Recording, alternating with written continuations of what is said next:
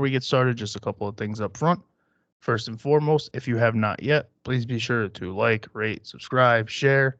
YouTube, Spotify, Apple Podcasts, Amazon Music, Google Podcasts, wherever you're listening, just make sure to subscribe, follow, definitely rate. It helps us out. And then while you are browsing the web and doing everything else, if you could go to w.gg. If you're somebody like me, you need coffee all the time. You're going to see me sipping on this one. I try to limit myself because it's just not good. It's 4:15 now, and this is second or third cup, and it's a big cup. So you want to cut it back a little bit, get some clean, jitter-free energy. You can go to Dubby, get yourself a tub of energy powder, and just mix it up. I ran out, which is why I'm doing this. Usually when I have that, I'm good for like 1 cup of coffee and then that. So W.GG, they got a lot of good flavors. They got new shakers out right now. Hat is a Dubby hat. And just a whole bunch of other stuff. I got a mouse pad right here that you can't see. Really good company, really good stuff. So W.GG and use promo code Chewin at checkout for 10% off your order. Oh, we are here. I skipped what is this? 2 weeks in a row that I skipped. As you can see, the background is back to what it was before the last like 2 or 3 episodes. That's kind of why I had to skip. So currently still doing a lot of work upstairs, which is where this will be set up. And it's coming along. Probably next episode after this, it'll be. So if you go back to last week's episode or the last episode I uploaded and you look on YouTube, it's like this ugly green paneling. I'm hoping next week you'll see that same paneling without the green on it. And then eventually it'll be painted and whatnot, and then go from there. But right now, I just wanted to get out of that space. It's covered in dust. We got a new setup here, and I just don't want to mess. I just don't need the dust. I got rid of that old Mac that I was complaining about, upgraded to a PC. So I just don't want to clog this thing up with dust and sand. And my lungs are fine. I'll clog lungs up. Everything inside's fine. Just like not my workstation. You're not gonna do that. But where do we leave off on this damn pod show that we got going on? I think New Year's. I think it was like a birthday and New Year's wrap up. We got a couple cool things coming up. I'm hoping to get Black Braid on, John and Black Braid, Mateo of Bewitcher, and then so those two are confirmed. Just I don't have a date locked because they just, they're musicians. Bewitcher I think is on tour right now, and John is a solo artist that does black metal, so he's constantly writing and whatnot. So I'm working with their people to get something scheduled, but they're confirmed guests, just no dates locked in. And then next week I have Jay March, former NFL player. I guess technically NFL free agent, but he'll tell you himself he's not really looking. So he's going to come on. We're going to do something different. It's going to be, it's still going to be jokey because of who I am. I can't help myself. But we're going to focus on like men's mental health and specifically the mental health of athletes, because these guys are in a position where it's like, NFL, MMA, they're like macho, fucking alpha male, tough guy sports, but they go through shit all the time. So that'll be fun to have him on and get his perspective, considering he's played in the NFL and he is a man. So that'll be interesting. Let's wrap up Extreme Music Awards. I talked about it a lot on here. So first, let's get this right here. So this right here was a gift from Lenny Fletcher. He's been on here. He's been talked about. His art's been talked about. I purchased this from him just to like support him. I was like, yeah, I'll hang that up somewhere. And then he gifted me this old dirty bastard with like the grill and everything. And I'll take a picture of it if you're on YouTube, zoomed in so you can get like some of the details. But I wasn't expecting that. We went to the Extreme Music Awards. I met up with him there, and he was like, "Oh, I got your painting that you bought." And I was like, "All right, cool. It's in your car." Yeah. So after the awards, I walked with him to his car, and he pulls out a bag, and like this is wrapped up in like wrapping paper, like a Christmas present. And he goes, "Yeah, this was supposed to be for Christmas, but I didn't see you, and so here you go." And I opened it up, and I was like, "Oh shit, okay." So this was, I said like, "Oh, when I get the space done, I'm gonna need like wall art because I got like jerseys, I got some South Park stuff, I got some Cowboy stuff, some sneakers that I'm gonna put up, but like I don't have art." And Lenny Fletcher art on Instagram, He's an artist. So I was like, I'll get the little guy off you, and then I'm gonna commission probably like an Old Dirty Bastard or something to put up with. I have some Old Dirty Bastard stuff to hang up too, and he just remembered that, and he painted me that for Christmas and gifted it to me. So shout out to Lenny. It's really cool. Like I said, I'll do a close up picture of it and slap it over my face here while I'm describing the whole situation so you guys can see it. So the Extreme Music Awards was fun. As a sponsor, I got in for free. I wasn't expecting that, even though I guess it does make sense. So Mike messages me about 2 days before the event, and he says, "Hey, your sponsor pass. You get one sponsor pass. I don't have it on me. I don't even know where I put it, but it's just like a lanyard, basic like tour lanyard if you were in a band or whatnot. And it's just a lanyard. It's got all the sponsors on it, the music awards and whatnot. Same thing. I could put a picture up on here, like I'm going to do for the Old Dirty Bastard. But I just wasn't expecting that. I was like, oh, that's cool. It makes sense. So me and my wife went, and you go. So we got there early, and still parking was like, we're doing laps. We're like, God damn it. But you go and you're waiting outside, same shit as any other show you go to. And as soon as you go in, you get to, I pick up my pass, I walk in, and there's a woman there just taking pictures. It's legit. I'll post a picture of me and Lenny here. If you're on YouTube, you can see it. It's legit like a backdrop, like almost like a red carpet type thing, which is the point of it. That's what they wanted it. They kind of wanted it to feel like the red carpet. I'm using quotes here because, it is what it is. But that was the point of it, is to feel like that. So you go, she's got like 3. If you go to extrememusicawards.com, all the pictures are posted. They're also posted. I'll put it in the links. I'll put it in the bio of this episode so that you can go look at all those pictures and kind of see the event from her lens, because that's all I got for you. But it was cool to see, friends that I haven't seen in a while, friends I don't see all the time. Lenny, obviously, I talk to every day, but I don't get to see him all the time. John Dorn, Concrete, all those guys, Invoke Thy Wrath, those guys were there. Obviously, a bunch of local bands. That's what the whole point of the event was to celebrate extreme music in and around Albany, New York. So it was cool to see a bunch of people that I don't typically see. I haven't seen Mike since we recorded our episode, so talked to him for a little bit. And it was just, they gave out these awards for everything, and it was cool to watch these guys have to give a speech, because you can tell these guys aren't used to giving speeches. They're like, every single person was just like, I wasn't expected to win. This is fucking cool, and I'm drunk. And it was just like, hell yeah, that's how you're supposed to accept an award, I guess. Because I wouldn't know what to say either. Like, I don't prepare for fucking sitting down in front of a camera and talking, even though I know I'm going to do it every week. I can't imagine preparing to accept some sort of award. So I get where they're coming from. It is super awkward. It was also the first the first annual Extreme Music Awards. So you didn't really know how it was going to go. The guest presenters were pretty cool. We had, members of Hatebreed, Overkill, fucking, I already forget, dude. I already forget. Swear to God, I already forget. But just go to musicawards.com for all that. But it was fun. I did enjoy it. I think next year it'll be even better because, Fuzz, Mike, all those guys, they know what went right with the event, and they know what they think. Now, I'm not saying there was anything that could have been better, but they know what they think will make it even better, So I feel like that's important, is to just get your first inaugural thing out of the way, and then you just build on it. It's like anything. Cole Beasley was talking about this. He raps now. He's retired from the NFL. So, of course, he's doing what every other athlete does, and he's rapping.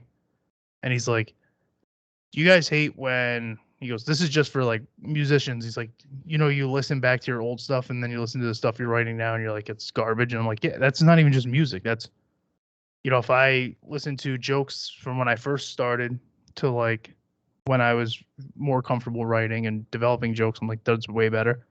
First episode of I go back to Dangerously Average Dudes to this, it sounds way better. It's a little bit more flow. There's more substance, I guess. And if that tells you anything with how I do this, there's more substance here than there would have been there.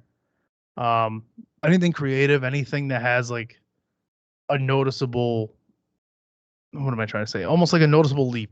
If you have anything where you can look at day 1 to day 20, even episode 1, episode 20, track 1 of your first album, track 1 of your third album, everything's going to be like, you can kind of hear, if you're doing it the right way, you can kind of hear like it's growing step by step by step. So I think that's what I'm trying to get at with the Extreme Music Awards is they got the first one out of the way. They know what they thought was right. They know what they think could be better. And now they just get to gradually build it. And 5 years from now, when they're doing the Extreme Music Awards 5, it's like, you guys remember our first one of these when it was this? Yeah, that was shit. And it's like, it really wasn't at the time, but I see why you're saying that now. So that's what I'm getting at with them. I'm not saying anything was good or bad about the event. I'm just saying I know how it is. They know how it is. When you start something and you continue with it, you're just going to gradually get better if you're doing it the right way. Oh, what else? Cowboys and Bills both suck at football. I'm a Cowboys fan. My wife and her family are Bills fans, so we both are now out of playoffs. And I'm in a shitty situation because I trash Lion fans, right? Obviously, like their whole bitching about the eligible thing. I trash them, and they're still in it, and they're playing the Niners, who I fucking hate. So it's like, I don't want either of the NFC teams to win the Super Bowl. That's all there is to it. I wanted the Bucs to be in this position. I can't even say I would have been fine with the Packers, but it would have been Lions if they weren't such a whiny bitch organization and their fans weren't whine asses. Like, you guys should be used to losing. I don't understand why you're throwing a fucking fit over this. You're still in playoffs and you're bitching and you're milking this whole eligible receiver thing. So I don't even feel bad that I don't feel bad about not, like, they're putting up maps and like everybody who wants the Lions to win, and it's like all of the United States except like fucking Minnesota, Chicago, whatever. And then I'm like, no, fuck off. I don't want to win. I don't want the Niners to win. I somehow want neither one of them to win, but I'm in a position where one has to. If I had to choose my Super Bowl, it would be the Lions and Ravens. Nothing against. I'm not even one of those guys who are like the Chiefs are just too successful now because that's what you're supposed to be. But I'm a Lamar fan. I like the Ravens. I think they're like one of the last few teams that plays like that old school type defense. So I think it would just be more entertaining. I honestly thought that the Ravens and Bills would have been more entertaining than the Ravens versus the Chiefs, but I don't know. I hope the Ravens win, and I just really cannot stand the Niners. They're like, it goes them and then Eagles for me, and people are like, well, Eagles are division rivals. Like, yeah, but Niners are like a true rival. So it is what it is. I don't want the Niners to fucking, and I really don't need to see Niners versus Chiefs again. Like, what, can we get a different fucking Super Bowl? That's why I wanted. It would have been cool if it was like Tampa, obviously Dallas, but like put your own fucking fandom aside. I would have much rather see like Baker Mayfield and Tampa, even though Tampa was just in it, but it wasn't Baker Mayfield. It'd be cool to see him and then do like the Texans with Stroud. I know everybody else was just like Lions and Texans because then finally one of them gets a ring, but still fuck the Lions. Circles back to me just being a hater. And Lions have good players, and I like Dan Campbell, even though I think that people confuse overly emotional with hard-nosed. I don't think he's really a hard-nosed guy. I think he's a big softy, but he just gives like tough guy speeches, and he's super invested in his guys, as you should be. But he's like a big over-emotional teddy bear that gives a tough guy speech occasionally. That's how I feel about Dan Campbell. I like Dan Campbell. I liked a lot of their players. I just don't like. I want their fans to continue to be sad. That's all that is. And the Niners is like, you have a fucking stacked team. You're supposed to be here. If you weren't here, and I get it, that people are like, well, Cowboys had 9 All-Pros. It's like, Cowboys had problems all year. Eagles had problems all year. I thought the Eagles were frauds at 10-1. Like, these guys, and the Cowboys, when I would point out their problems, people would be like, oh, you're just one of those pessimistic fans. It's like, no, they can't stop the fucking run. And fucking they only play man coverage. The moment man coverage goes away and they go to zone, which sure enough they did because they fucking think they're smarter than everybody, it all goes to shit. So I don't understand how people couldn't predict these problems is what I'm getting at. And the Eagles, the way they were winning, it's just not sustainable. You can't squeak by wins all the time. If you're constantly in one-score games, eventually that one score is going to sway the other way. And sure enough, they got fucked up toward the end of the season. And not like fucked up as in blown out by a lot of people, but fucked up as in you guys started 10-1 and now you don't even have a lead in the division. And then you brought that into playoffs and everybody was like, oh, we're going to win playoffs though. You lost right away. You were done too. So it's like, and I love it because it's the same thing. They clowned, I think it was the Bills game. Eagles fans were coming at me just nonstop clowning them for losing to the Bills. And then they lost to Seattle, maybe. I'm probably getting all these teams mixed up, and then they lost. Then, oh, you guys are one and done. You guys are one and done. We played first, bitch. Guess what? You lost. You guys, they blow their load way too fucking early. And it made it a bit better. I'm not even one of those fucking fans who gets like mad when their team does it advance because it's like, I don't care. I like sports and I have a team that I root for, but I'll never be one of those overly invested, overly emotional people. I'll live tweet during the games. I got, Cowboys players that I talk to. I got, I'm openly a fan, but I'm not like punch my TV, fucking don't talk to me tomorrow at work. I'm going to be in a pissy mood. Fucking, I'm not one of those fans. These guys don't pay my fucking bills. I'm not a Cowboys content creator. I'm not invested in these guys. I'll probably never go to a fucking Cowboys home game. I don't give a fuck like that. You guys could not. I can't put myself in a position to root for a bunch of men that aren't my fucking family. Like, my son was out there in a jersey, I'll be a little bit more invested. But guess what? He's not. I don't know these fucking guys like that. They're acquaintances. I'm gonna have a former guy on next week, but like, that's it. They're not. Can't get too emotional and are they winning? Are they losing? It's gonna affect my mood of my day. People that do that, it just drives me insane. I'll clown them when they lose. I'll clown them when they win. I'll fucking praise them when they win. I'll praise them when they lose. It's just like, that's it. And I feel like I take that approach with everything, and it's probably not a great approach to have with everything, but control what I can and just kind of vibe with the rest, baby. That's what I do with quite anything that I can. And I think that's something we'll probably talk about with, it's just like, it's good to see just other people's perspectives and how they deal with good and bad news. I feel like I deal with everything the same. I just kind of let it just roll. I don't really have like an over emotion thing. I'm not a super emotional person in both the good and bad. If I'm excited for something, you can kind of see it in my face, but I don't know. I just don't get too hyped for things and I don't get too bummed about things. If like I get super bad news, I kind of just go quiet and shut down for a little bit and then I just bounce back. If I get great news, I don't know. I don't really show. It's just never been my thing. I'm pretty stone-faced about everything. And people I feel like I've talked about this before, but for new listeners, it's like when you would get a gift as a kid, it would just seem like I was being ungrateful. It's like, no, I just don't, I'm not a super excitable person. And I probably get that from my dad, because he would just be like, oh, that's fucking cool, man. And that's it. And it's like, yeah, that is fucking cool, man. And that's it. Because that's what it is. It's fucking cool, man. And then you move on. This fucking coffee's got me short of breath here. It went down the wrong tube, and I'm trying to hide it, and I gotta take a sip of water. What else? We're getting a puppy because I love chaos. I might have talked about that. I don't remember. Well, we got a name for him now. We're gonna name him Little Dakota, Little Dacky Dak. We'll bring a Dak here, dude, and then he's gonna get traded. So it's whatever. Dakota's a cool name regardless of fucking Prescott. Fuck you, Dak. That's a joke. I hate the whole. I'm talking a lot of sports for somebody who really doesn't care that much, but like the whole narrative that goes with things when your team loses all year. Oh, all pro Dak Prescott. Oh, MVP Dak Prescott. That's our quarterback. That's our quarterback. He has a bad game. Sure, it's the fucking worst game to have a bad game in because you're going home if you lose.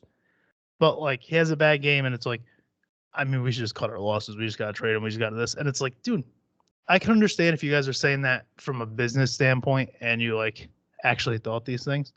But now you're just being emotional. And this is what I was talking about with overly emotional fans. You don't actually want to trade him. If he comes out and he puts up 5 touchdowns week 1, you're gonna be like, that's my fucking quarterback.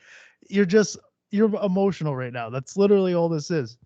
CeeDee Lamb's mom is talking about it. It's like, he helped your son break records this year. They and that's without like them having a great connection in the beginning of the year. Like the Jets game, they had a good connection, but in the beginning, like the first 5-6 weeks, it was like, oh, they can't find their identity. They don't know what to do. And then it was just after that, it's like force feed Lamb, get him these records. It's like overall the season 12-5. Mike McCarthy, another 12-5 season for him. There's a reason they brought him back. Deron Bland, records. CeeDee Lamb, records. Who else? Was Dak Prescott any franchise records? I don't remember if he was. But there was like record-setting guys on this team, and everybody's like, blow it up. And I'm fine with, you got a couple options. You brought Mike McCarthy back, and I posted this. If you bring Mike McCarthy back, that means you think you can win. That's all it is. If you didn't think you could win, you wouldn't have brought him back. But now you have to do more than that, right? Because there's a lot of guys going to free agency. There's a lot of team needs, like linebackers definitely a need. Defensive tackles definitely a need. You're probably going to need a running back because Pollard, I don't think, comes back. And I'm not a believer in a one running back system. I want splits anyway. So I like Dowdle, but I want him splitting with somebody. I like Nick Chubb, and I want him splitting with people. I hate the idea of just running one guy into the ground. I'll never do that. So there's team needs.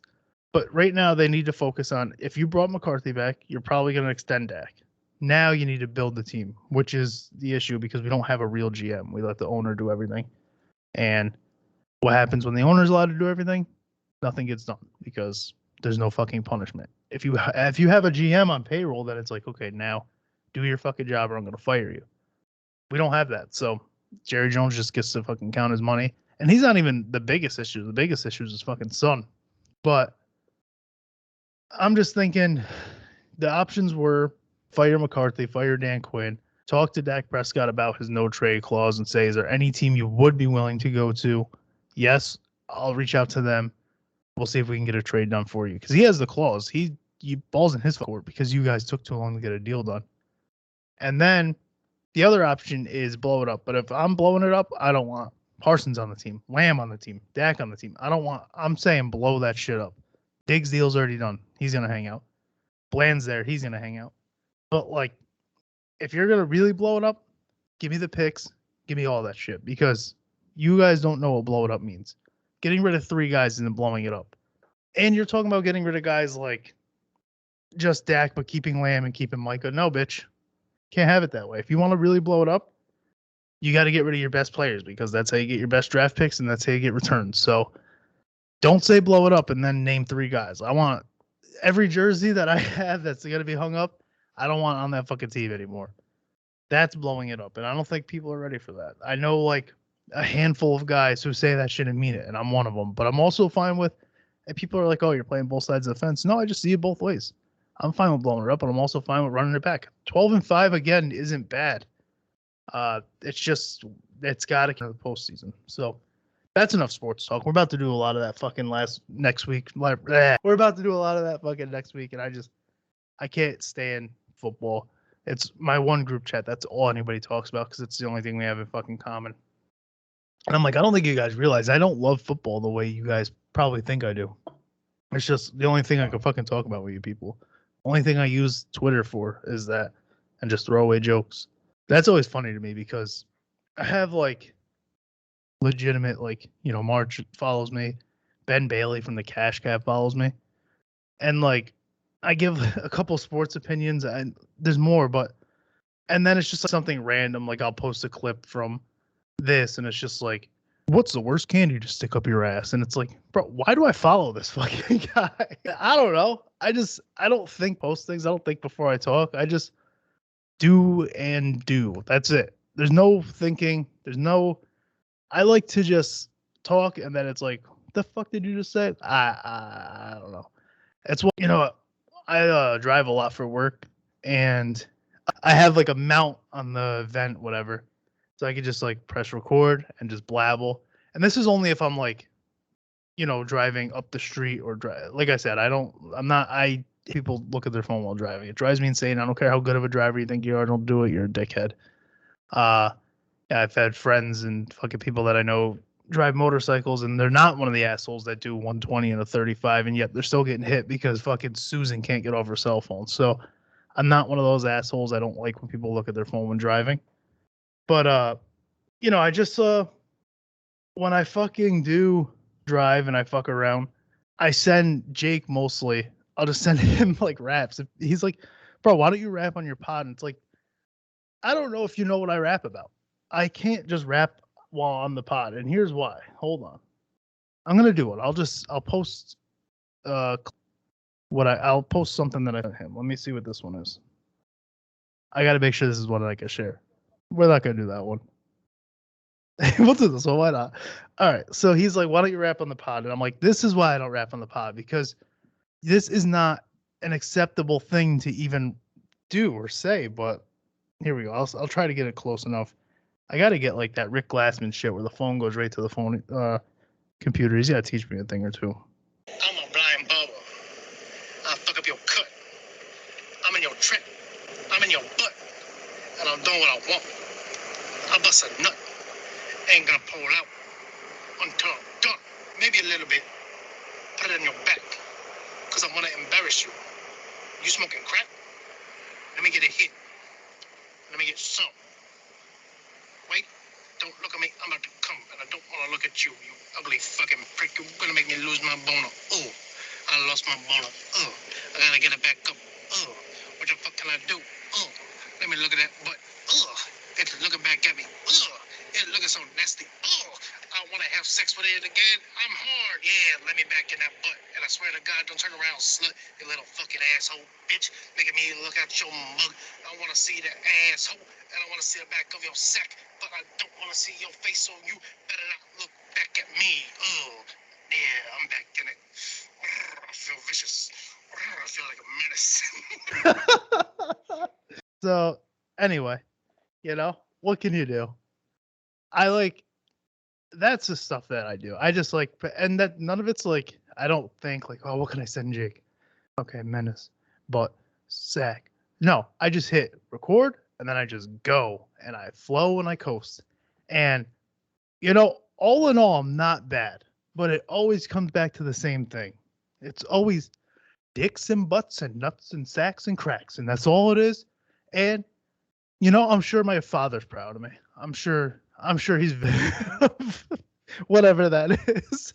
I hope that came in clear enough where people understand how ridiculous it is. But I don't know. I have fun with it. And Jake would love for me to do more of that on here. But I'm like, dude, people can only take so much of that. That's not even just like, bro, you're being weird. Like, bro, you're fucking being insane. Only me and you find that funny. The fact that I even recorded that and put it on here is something within itself. I don't know what's going to possess me to do that. It might get edited out, but it's not going to. I'm kidding. I don't care.